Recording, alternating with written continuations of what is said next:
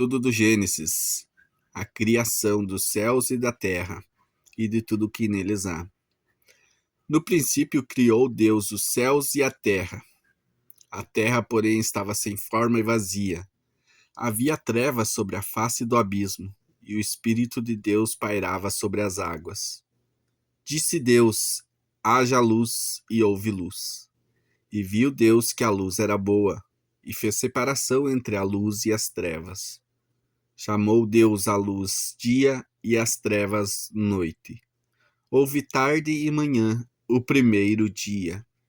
E disse Deus: haja firmamento no meio das águas, e separação entre águas e águas. Fez, pois, Deus o firmamento e separação entre as águas, debaixo do firmamento, e as águas sobre o firmamento. E assim se fez. E chamou Deus ao firmamento céus. Houve tarde e manhã, o segundo dia. Disse também Deus: ajuntem-se as águas debaixo dos céus num só lugar, e apareça a porção seca. E assim se fez. A porção seca chamou Deus terra, e ao ajuntamento das águas, mares. E viu Deus que isso era bom. E disse: produza a terra relvas, ervas, que deem semente, e árvores frutíferas, que deem fruto segundo a sua espécie, cuja semente esteja nele sobre a terra. E assim se fez. A terra, pois, produziu relva, ervas que davam semente segundo a sua espécie, e árvores que davam fruto, cuja semente estava nele, conforme a sua espécie. E viu Deus que isso era bom. Houve tarde e manhã, o terceiro dia. Disse também Deus: haja luzeiros no firmamento dos céus, para fazerem separação entre o dia e a noite. E sejam eles para sinais, para estações, para dias e anos. E sejam para luzeiros no firmamento dos céus, para alumiar a terra. E assim se fez. Fez Deus os dois grandes luzeiros, o maior para governar o dia e o menor para governar a noite. E fez também as estrelas. E colocou no firmamento dos céus para alumiar a terra, para governarem o dia e a noite, e fazerem separação entre a luz e as trevas. E viu Deus que isso era bom.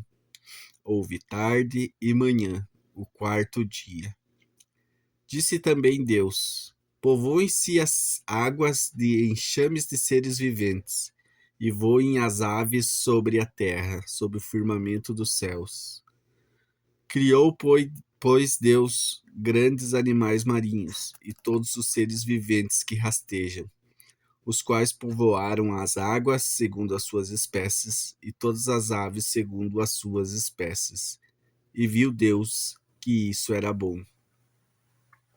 E Deus abençoou, dizendo: sede fecundos, multiplicai-vos, e enchei as águas dos mares, e na terra se multipliquem as aves. Houve tarde e manhã, o quinto dia. Disse também Deus: produza a terra seres viventes, conforme a sua espécie, animais domésticos, répteis e animais selváticos, segundo a sua espécie. E assim se fez. E fez Deus os animais selváticos segundo a sua espécie, e os animais domésticos conforme a sua espécie, e todos os répteis da terra conforme a sua espécie. E viu Deus que isso era bom. Também disse Deus: façamos o homem à nossa imagem, conforme a nossa semelhança. Tenha ele domínio sobre os peixes do mar, sobre as aves dos céus, sobre os animais domésticos, sobre toda a terra, sobre todos os répteis que rastejam pela terra. Criou, pois, o homem, a sua imagem, a imagem de Deus o criou, homem e mulher os criou. E Deus abençoou e lhes disse: sede fecundos, multiplicai-vos e enchei a terra, e sujeitai-a, dominai sobre os peixes do mar, sobre as aves dos céus e sobre todo animal que rasteja pela terra. E disse Deus ainda: Eis que vos tenho dado todas as ervas que dão semente e se acham na superfície de toda a terra, e todas as árvores em que há fruto, que dê semente. Isso vos será para mantimento.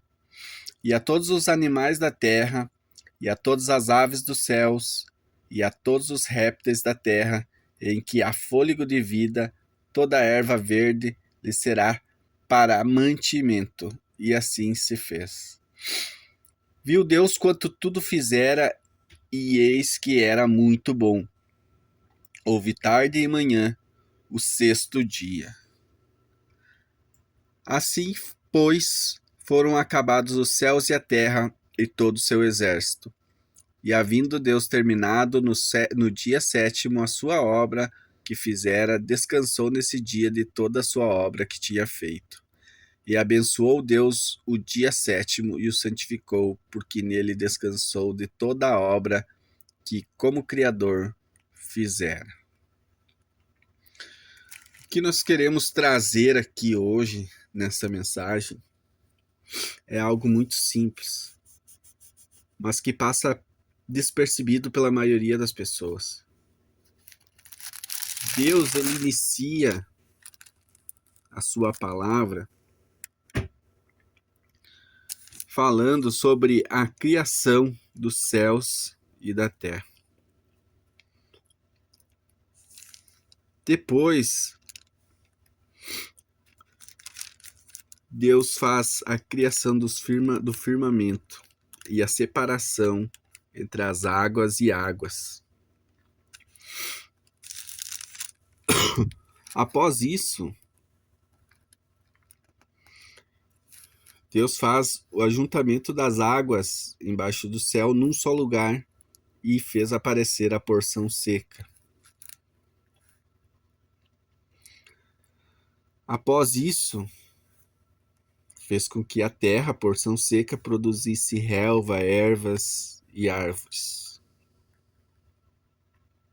Deus também fez os luzeiros no firmamento para iluminar a terra, para ajudar o homem a se achar nas estações, na contagem de dias.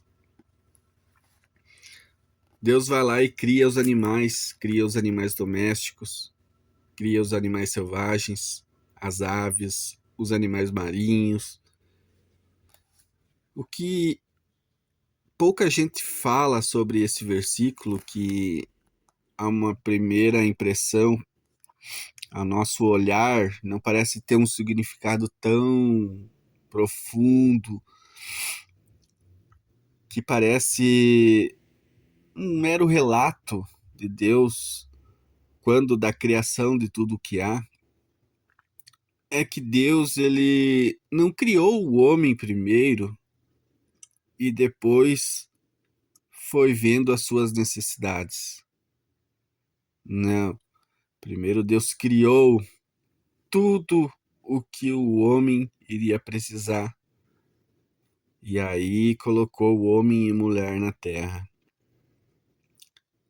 Deus, ele prepara tudo com antecedência nas nossas vidas. Antes de nós alcançar aquela bênção, Deus, ele prepara antes o ambiente, Deus prepara o local. Você está conseguindo me entender? Não é você ter a bênção.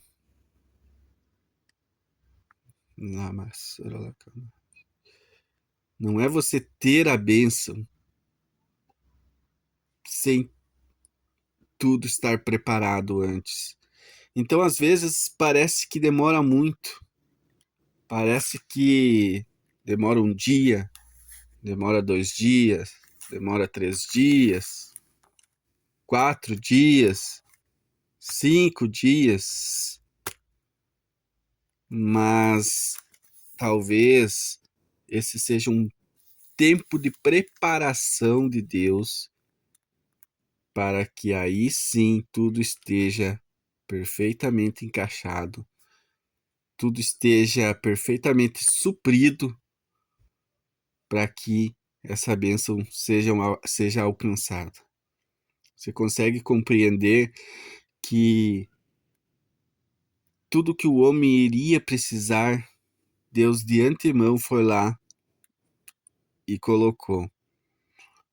Preparou a terra, criou a terra, preparou essa terra, porção seca para habitar, mares para navegar, para os animais marinhos, árvores frutíferas e não frutíferas, para animais, e tudo isso para que o homem viesse a dominar sobre.